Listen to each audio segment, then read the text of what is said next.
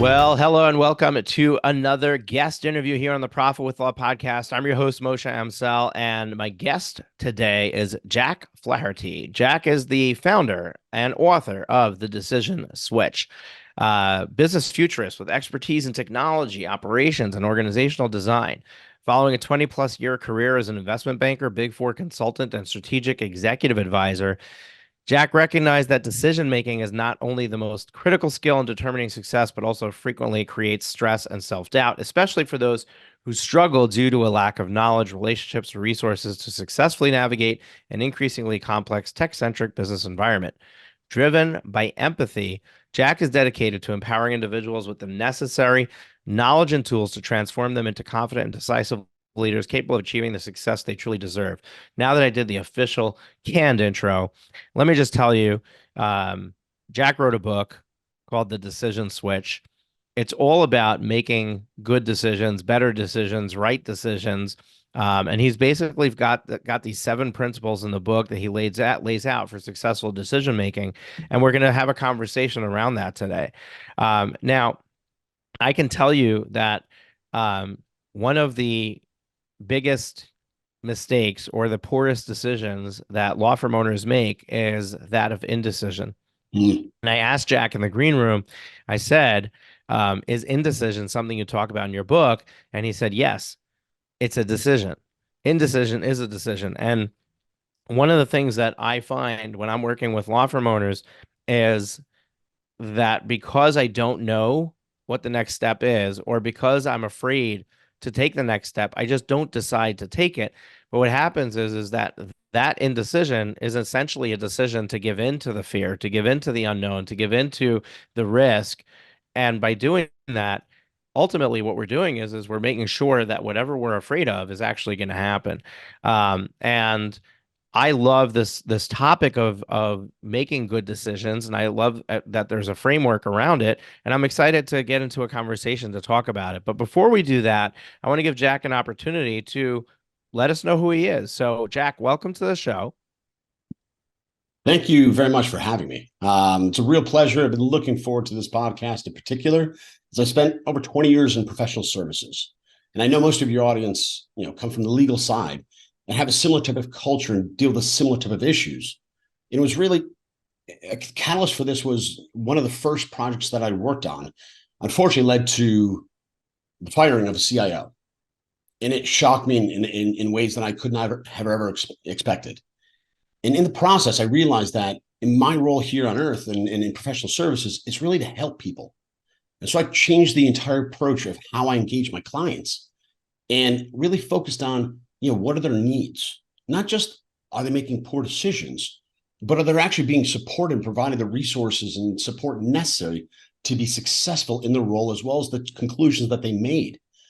And this, for me, really came to a catalyst, this whole notion of empathy and understanding of others as we went through COVID.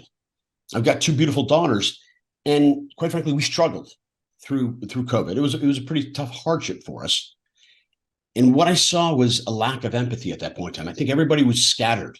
Everybody was trying to fight for their own lives versus coming together and trying to understand each other's positions before making decisions, because we were all in a world that was unfamiliar to us. And yes, even today we have uncertainty, whether it be AI, automation, loads of changes to the world, but that shouldn't strike fear. As long as you're taking a pragmatic approach to how you make decisions and making sure that they're well informed, that you bring the right individuals in to contribute towards that, and you have a clear vision of what you're looking to accomplish, you're more apt to get there, even if there are unknowns in that process. So going back to your notion of indecision, it's such a critical aspect of it, because I find not just in the legal profession, but virtually every aspect of our personal and professional lives, we have individuals that are struggling to move forward just because they're so fearful about what tomorrow might look like. I love that, Jack. And a really interesting switch that you made from investment banking, Big Four, to basically talking about decisions. I love this idea of decisions being at the core of what makes somebody successful. And I mean, it's very simple, right? If I make a poor decision, there's going to be bad consequences for it. If I make a good decision, then there's really good things to follow, right? So the problem is that we need to know that the decision is good or bad before we make it, right? And I think that's really where the conundrum lies, that and where I mean in my intro I talked about indecision. I think that's really what causes indecision, is because we're at a crossroads and we don't know which is the good decision to make. So let's jump right into how should somebody be approaching decisions.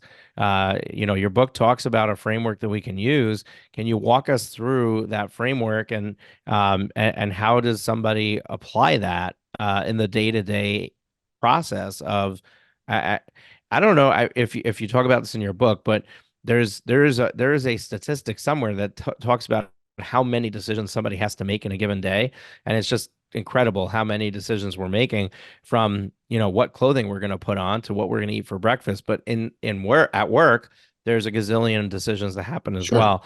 um how do we go about this, and do we need to apply the framework to every decision that we're making, or is it just the big ones? Give us the nuts and bolts there. You threw me a wallop, and I love it. So let's start from the beginning of what you shared. Good decisions versus bad decisions. One thing that I end the book with is a statement that says, give yourself the gift that you've taken the right steps, you've identified the right information, collaborated with the right individuals before making that decision and setting your path forward. It does not ensure that you will always be successful. And that's the critical piece here, is that you have to trust the process, but there's always unknowns, as we all know in our personal and professional lives, that do pop out. So looking at the whole process of decision making is, and I do want to go to the statistic, by the way, is 35,000 decisions. It's estimated that we make a day. Most of those are unconscious, blinking, breathing, those types of things that our body just intuitively does, just because that's how we're built. But then we go through the conscious decisions. And this, particularly for your audience, who I truly believe are faced with a litany of information and decisions that it just, the volume is increasing on a daily basis just because of technology, because of all these automated services. And so what do we do? Because it does cause paralysis, because we don't know what to do and what, how to act. And I'll be honest, when I first started in my professional services career, for those that understand supply chain, I treat it as, FIFO, first in, first out. So I didn't prioritize my decisions. I took them in a very linear fashion. Challenge with that, though, is you often give too much attention and time to decisions that really don't matter or don't affect the trajectory of your life, your career, project, lawsuit, whatever you're working on. And so the first principle is to triage first. And that means scanning through, whether it be emails or texts, and being able to flag those that you think rise to a higher priority, and creating some level of categorization. Those that are burning hot platforms. If I get a phone call from my daughter's school that I got to get there because she's hurt, obviously everything gets cleared and I'm going to take care of that. But in the case of the world of business, we need to take a similar approach. If one of your clients calls up and says, I have an issue with a particular lawsuit, a submission, those types of things, obviously that's going to be a high priority issue. But as we step down to maybe a medium category, it might be scheduling. How do we make sure that we've got the right dates for a case or a project? Very important. I fully understand that, particularly in the legal profession, there are a regimented, calendar of dates that you need to follow. And then there's the probably 95% of the other decisions that you're prompted with on a daily basis that probably aren't going to affect your life, whether it be your lunch, whether it be, what time you go home, or God knows, what other types of, decisions you need to make. But if you start, stratifying what those decisions are and focus on the ones that are most critical, most important, that demand your attention, you'll be much more successful. And particularly, I'm sure, a lot of your audiences work within teams. And so if you're the leader of the team, often if a decision comes at a lower priority, hand that off to one of your lieutenants And the reason being is, A, it helps build them as a mentor because they're faced with a challenging decision to make. But B, it offloads that as a priority and gives you back the time. And if we can address the most critical priorities in our lives first, the wonderful thing that does, it frees our mental space. We stop having that back quarter of our head reminding us of everything that we have not done, and allows us to free ourselves from that anxiety, because we know we're focusing on what the most important things are. But the one thing that I'll share with your audience is that's going to dynamically shift, maybe by the day, maybe by the month, or maybe by the minute. I mean, think about an air traffic controller who needs to monitor, say, I live in Los Angeles, all of Los Angeles. And you've got a random plane that's coming through. Yes, you've got hundreds of other planes that you're looking at, but you've got one that's out of control. And I need to focus on that because it could wreak havoc on the entire, transportation, for that particular airport or otherwise. So quickly walking through the steps, triage first means assess and making sure that it's a priority. The second is to really identify what is your North Star? What's that critical goal that you're looking to accomplish? And then third is to collaborate with others. And particularly in professional services, we're often working amongst a group of people. And we need to identify, who those individuals are that we need to bring in. And I always suggest bring in the folks that may not agree with you, because to get to the most well-rounded, most, I don't say perfect, but defendable and supportable conclusion that everyone will support, it's by getting that advice and impact and input from others. And then we go on to some additional ones about psychology, who's going to champion a project or the biases that are associated with it. And these are all things that muddle our brains and cause us to lose sight of what our true goal is and what those steps are that we need to take to accomplish said goal. So, what I heard you say is, before you even started listing the steps, is I heard you say slow down first. We kind of glossed over that. And what I understood that to mean is don't rush into decisions, because when you make, we all probably heard this saying when we were kids, but haste makes waste. And kind of like when we rush into a decision, when we do it quickly, usually we end up making the wrong decision. So I think I understood you correctly. And when you said slow down, like, when you have a decision and you feel pressured or rushed into it, that's when you need to like put the brakes on and say, wait a second, let me think about this. This happens often, marketers try to do this when they're trying to get you to buy something.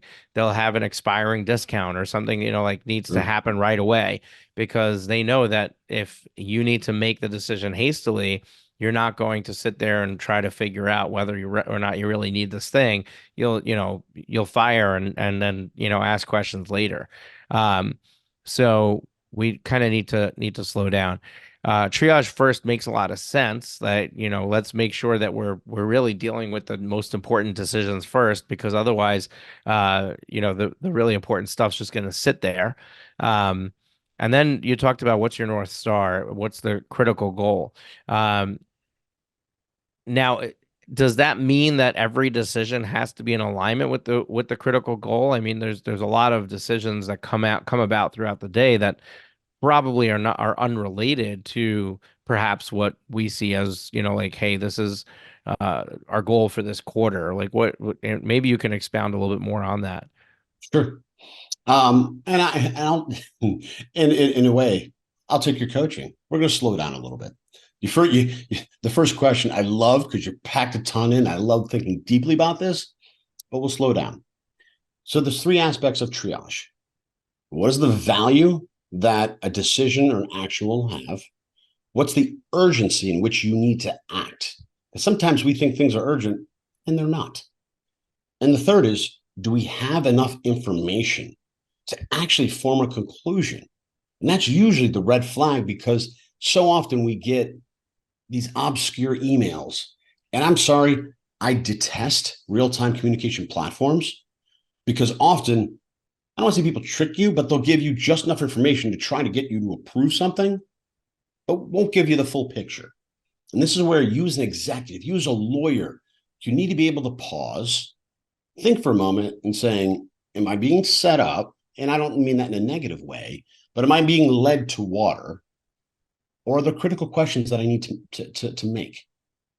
And so that's really the three-legged stool underneath triage, and helps us really prioritize and take action. So going with the North Star, yes, there's 35,000 decisions we make on a daily basis. They're not all going to be headed in the same direction, obviously. But when we think about whether it be a case, a project, a company, one of the most wonderful examples of creating a North Star that really represents the mission, the values of a company was a previous client of mine. It's an insurance company that is not for profit and serves senior population. And the reason why this is such a great story is when they first got started, they realized that they couldn't be competitive in the marketplace because their members didn't make a lot of money, so they couldn't pay high premiums, but also usually had bad health, so they were expensive. So to stay competitive in the marketplace, they realized they had to get lean on administrative costs. And so they asked one question before every major procurement or purchasing decision. Would $1 spent on this project or program benefit a member more than simply handing it back to them? And that's what I really want to focus on. The North Star is distilling it down to just the most simple phrase, terms, so everyone understands. And that's the way you can get great alignment amongst your leaders and your colleagues, is that you may have differing opinions on the world, the case, business, whatever that is. But if we're all looking to build the book of business, or we're all looking to, serve a particular need or right, if we all can just remind ourselves and ask that critical question before every decision, it will serve to align all subsequent decisions. And I think that's a critical aspect of professional services, business, whatever domain you're talking about, and making sure that we're all making the same decisions and we don't become siloed and start making selfish decisions because I want to protect my fiefdom. I want to make sure that I've got 50 clerks working for me, rather than picking up new technologies that might be able to automate much of what maybe the manual layer of workers would have done for me previously. And so this is the whole notion of taking your North Star, distilling it down into very simple and clear terms that make it easy for you to remind yourself, what am I looking to accomplish? Awesome. Love that. And the next thing that you said was collaborate with others, identify who to get feedback from. It's a kind of counterintuitive to seek out somebody who you know is going to disagree with your decision, right? Or where you think the decision is going. In practicality, how does somebody put this into practice? What does this look like on a day-to-day basis when, we've got these decisions being thrown at us? We're so used to making decisions on our own and not necessarily inviting others into the conversation. When do I know? And I know I'm asking you multiple questions, but I'm really approaching the same question from different angles. When do I know that this decision stands up to it, like it's big enough to require or to make sense for me to invite someone else in to give me feedback? Sure. The first two checks are quite easy. When you have a program, a project, a decision that's going to require support from someone else, and that might be because of expertise or for whatever reason. They may be the owner of the firm or the company, and it might require large capital investments. So you need to get them on board with the decision because they're going to be a key player in helping your team, quote unquote, win or accomplish your goals. The second is, who's going to be impacted? What's the downstream negative implications or positive implications? And are we thinking about that? Because a major theme throughout the book is empathy. And so are we thinking about others when we are making decisions? And I have to say, we live in the United States, and for those that are global, you probably can appreciate the statement as well. But so often we're making decisions in our own best interest, and we're forgetting about those of others. And in today's world of business, referrals, perception matter. And so thinking of others as well and getting their opinion is very valuable as well. And then last but not least is, to reach out to potentially experts. Somebody may not have a role in a decision, but they might have been through the same process or can empathize with your situation and provide you advice about how to navigate potentially a complex or tricky road. And this is, all components of collaboration. And there are also tools out there that organizations can use to really establish a really effective collaborative culture. And one is, it's an easy one. There's a lot of them, but one is easy. It's a RACI. You define who's responsible, accountable, consulted, and informed. It's a very simple tool that when deployed correctly, just affects and moves a culture. And so I like to be very efficient with my time as well as my teams. And I don't, and I know, let me say this a different way. We should only invite individuals into this collaboration that have a seat at the table. Because how often have we seen somebody jump in and take control of a meeting when it wasn't even theirs? They don't even have a dog in the fight per se. Or times where people forget or overlook that they should be participating. And so this is a whole notion of accountability and collaboration to making sure we've got all the right people sitting around the table, and really coming to the best conclusion available to us with the information that we know of. Yeah, a really good example of this is we just released an episode with Molly McGrath, and in that conversation with her, she shared that she had a client who made a decision to invest in a marketing company and have a new marketing plan that they were doing, which caused the phone to start ringing off the hook. But the intake or sales team wasn't prepared for it. They didn't know this was happening.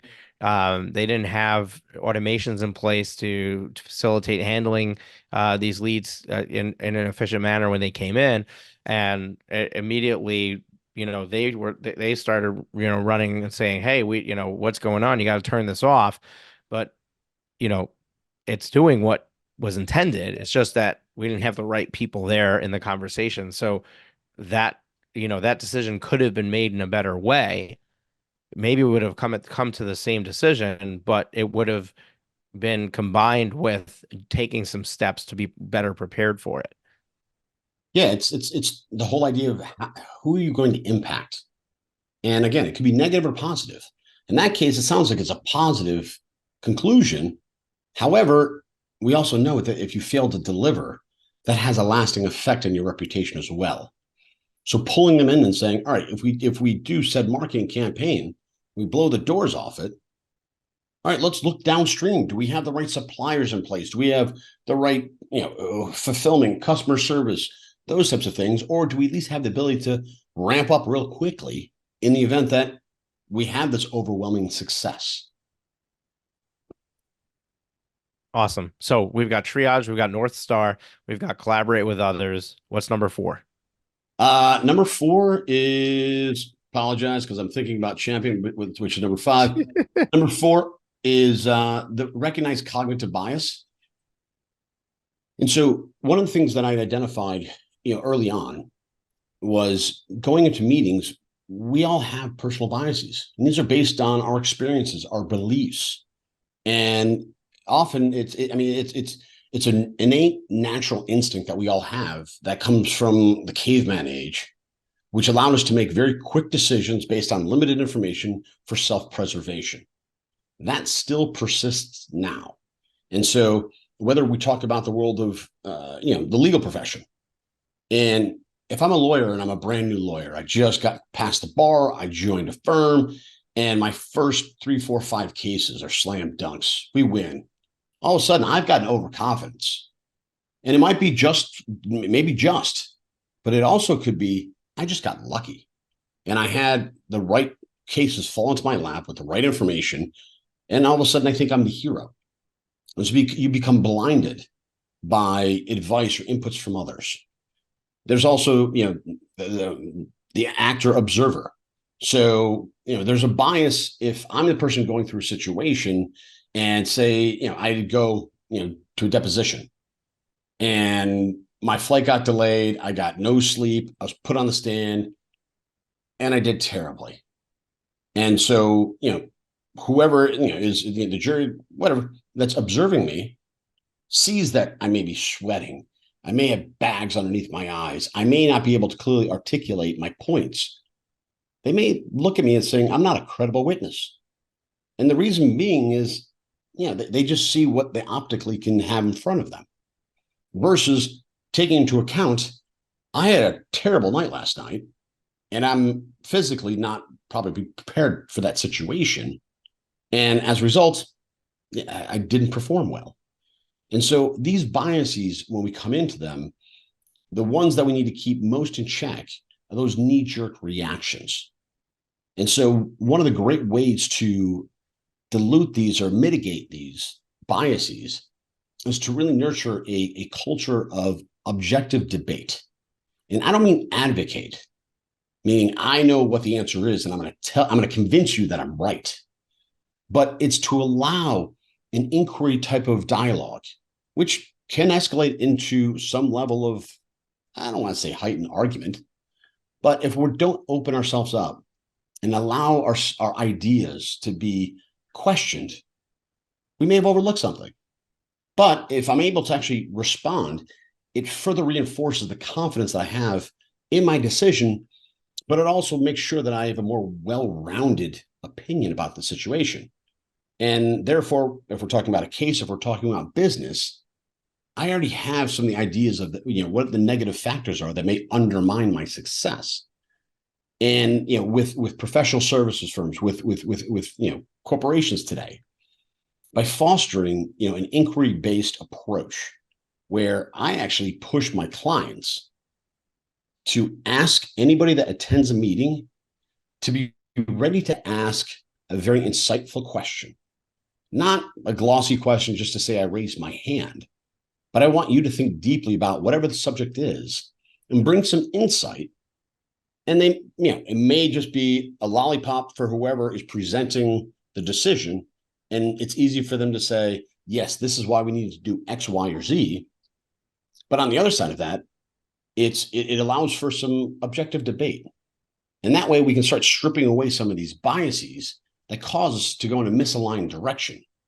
And there's loads of news stories that support this, where you have an overconfident leader that will not allow for objective inquiry about an idea because they're just headstrong.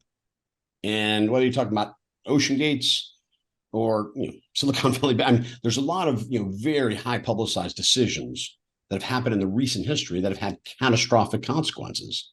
And that's because we didn't allow for good inquiry-based debate about what decisions we were making. Awesome. Was that I got cognitive bias as number 4. What did we have for number 5? Number 5 is champion. Champion. We didn't cover that one yet, right? No, we did not. So, all right. I'm keeping an eye on the time here. Sure. Just give me 6 and 7 real quick. 6 and 7. Sorry. 6 is manage fallout, empathy, and 7 is practice self-reflection. I'm just keeping my own little notes here. So what we're gonna do is I want you to just, if you don't mind, give me like the 1-2 sentence broad stroke for champion. I want to spend a few minutes on manage fallout and empathy. I know that you're very passionate about empathy. And then we'll touch on self-reflection and we'll close it out. And of course, folks can go and buy your book, The Decision Switch, available on Amazon and other booksellers, as well as on your website, thedecisionswitch.com, which we'll link up in the show notes. And they can get the full detail of each of these. So let's jump into champion real quick. Sure. A short synopsis of champion is often projects fail because they lose momentum. You lose the passion, you lose the support, and also changes occur and you might need additional resources. And so that's executive leader who mentors the team that's working on a particular project, but also interfaces with the executive team to make sure that there's adequate support to be successful. And whether you're selling something to an organization and you need a champion at your client, or the champion exists within your own organization, it's an individual that can navigate the political landscape and help you achieve your goal. Awesome. Okay. So then we manage fallout, Yes. empathy. So yeah, the whole idea of managed fallout, it's one of the unique characteristics of my framework versus a lot of the other published frameworks, is I believe we have a trend right now, again, being individualistic and not thinking about the impact and well-being of others. And I'm blessed to say that much of my career, my success has actually been based on referrals because I've done the right thing. I've helped other people when they were in need, and it comes back in spades. And it's personally fulfilling when somebody calls me years later and says I had an impact on their life. But as we think about whether a corporation changes locations, we have to do a RIF, or reduction in workforce. You're asking somebody to change jobs, or even you have to lay somebody off, which I think I might have already touched on. In each of these instances, looking at the negative downstream impact of these and seeing what you can do to soften the blow, one, really strengthens your own legacy because people will believe and have a positive view of you. Two, you're just helping another individual. And it's just something that's core to my bones is we're here on earth for a short amount of time. And if I am rich, but I have no friends, it's not a fulfilling life. But if I have a wealth of friends and I have enough resources to live a good life, that to me is really the reverberations back that you get from just doing the right thing and being kind to others. And so with our decisions, making sure you check in and saying, all right, what are the negative implications? And are there ways that I can couch that to soften the blow for them? Because then you create champions for yourself in whatever organization they want it might go to. And I think that is where you really grow your eminence and your power, because you have now a whole coalition of people that know and trust Jack or trust Moshe, that they trust those individuals because, yes, they had to make the hard decision, but they also thought for the well-being of others. Awesome. And then self-reflection. So one of the theses of my book is that mentorship's on the decline because we're all working virtually. And the second is that we're never really taught how to make a decision. I love my parents to death, but the greatest advice they gave me was to trust my gut. It doesn't really give you that really objective analytical approach to assessing a situation. And so self-reflection, and there's a lot of detailed steps that I'll skim over right now, but it's for us to catalog, for better words, the most critical decisions, how we approach them. And it may be in retrospect and saying, you know what, I screwed up there, and take down notes or maybe buy a book and seeing what you can do to improve.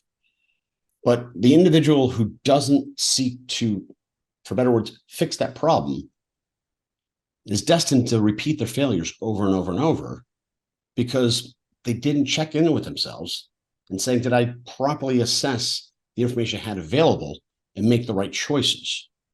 And by doing so, you will have consistently better outcomes to your decisions.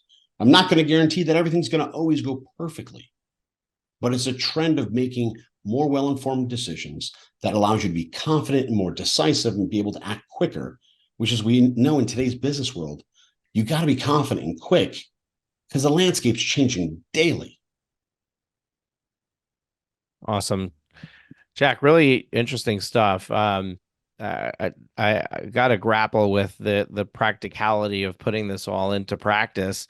It feels almost overwhelming I mean, it's a 7-step framework. It's really, it's good to have the framework, but at the same time, there's so many decisions that we just, hit and run, right? We do them, and am I really going to have the opportunity to do that self-reflection, to look at it? Am I really going to have the ability to manage the fallout with everything that we do?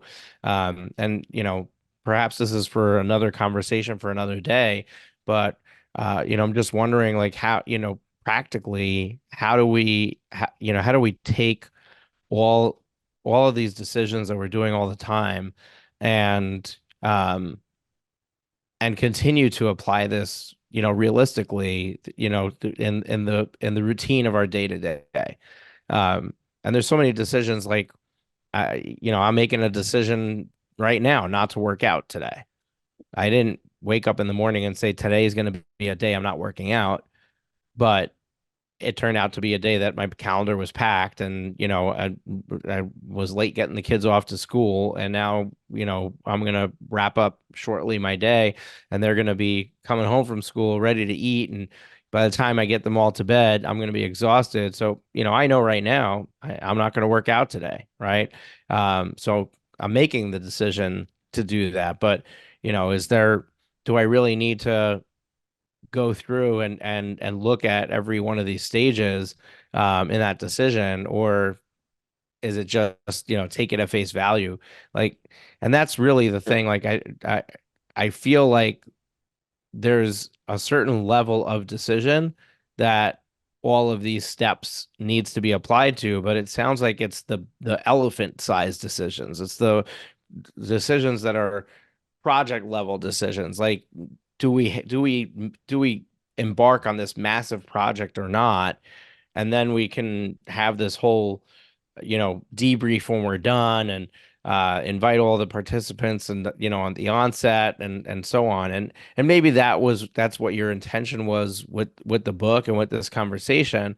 But that's, putting myself in the listener's seat, that's really where I'm just trying to figure out how to put a bow on all this. And maybe you can help color this a little Absolutely. bit as we close this out to, how do I put all this together and into the practicality of my day-to-day existence?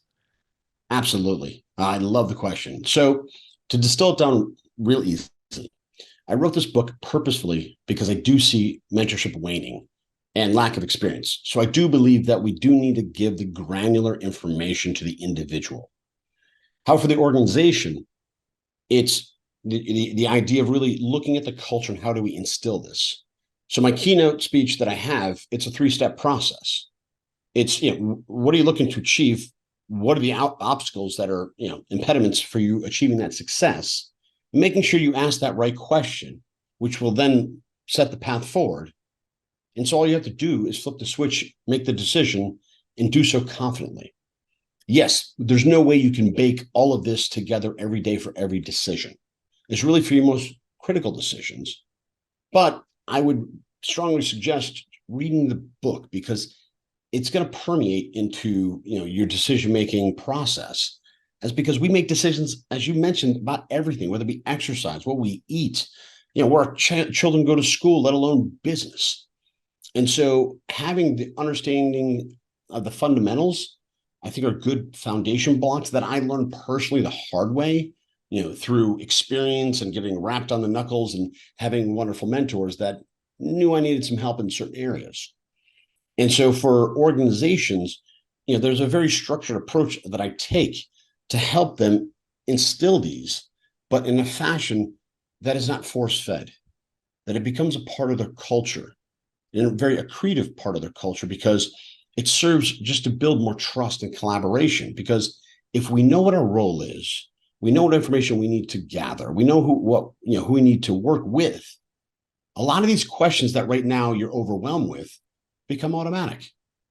And so through working groups and setting up more structured communication lines and organizational roles, this can innately just be built into companies, and so they no longer have to think about it. Because I've been blessed to work with highly effective companies whom I've learned tremendous amounts from, but also highly dysfunctional organizations that may not be growing. They've got a toxic culture. They got a high turnover rate. And so those are the organizations where I highly recommend adopting some of the core principles, because the more open we can get, the more free, the more times that we can say, I don't have all the answers, and feel comfortable saying that, really boast your culture. The best CEO, I'll close it out with, the best CEO that I ever worked with, a guy by the name of Barry Wolfman, he would come in with a great idea, but he didn't have all the answers. But he wasn't afraid to say that he didn't have the answers, because he knew his team knew their relationship with him. And the expectation was, when he put the idea onto the table, that yes, there would be various inputs and ideas put around it. But by creating that openness for dialogue, allowed everybody to contribute, and therefore the entire organization supported all the initiatives that he would put forth. So yes, don't try to swallow one pill. And I start the book by saying it's not meant to be a linear process. Take what aspects of the book you can apply and then build upon that. Awesome. Jack, thank you very much for coming and sharing today. I always leave with two questions for you. So here they are. Sure.